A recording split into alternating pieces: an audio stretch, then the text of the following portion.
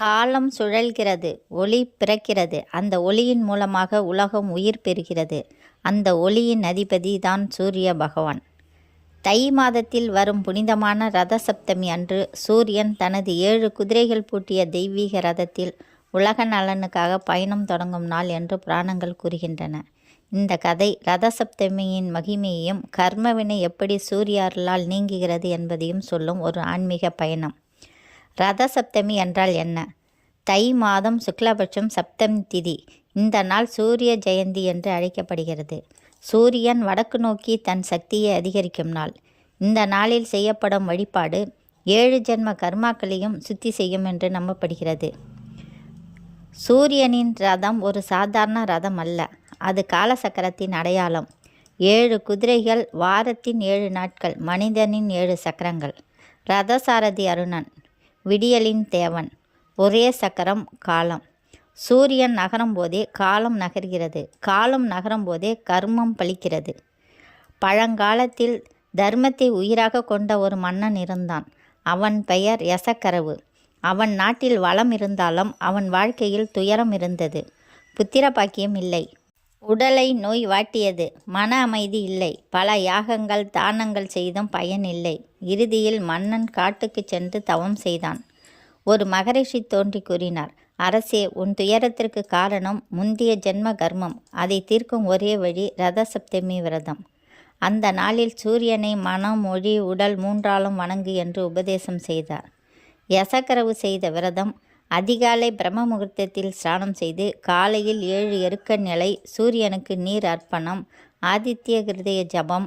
இந்த நேரம் சூரிய ஒளி அதிகரித்து வானம் பொன்னிறமாக மாறியது. சூரிய பகவான் பிரகாசமாக தோன்றி கூறினார், யசக்கரவா, உன் கர்மம் தீர்ந்தது. தர்மம் ஒருபோதும் வீணாகாது. மன்னனின் நோய் தீர்ந்தது. புத்திர பாக்கியம் கிடைத்து நாடு வளம் பெற்றது. பித்ருதோஷ நிவாரணம், கண் நோய், உடல் நோய் நீக்கம், திருமண தடை நீக்கம், ஆயுள் ஆரோக்கியம். சூரியன் இல்லாமல் வாழ்க்கை இல்லை. ரத சப்தமி வழிபாடு இல்லாமல் கர்ம சுத்தி இல்லை. இந்த தை மாதம் ரத சப்தமி அன்று சூரியனை வணங்கி வாழ்க்கையில் ஒளி பெறுவோம். ஓம் சூர்யாய நமக.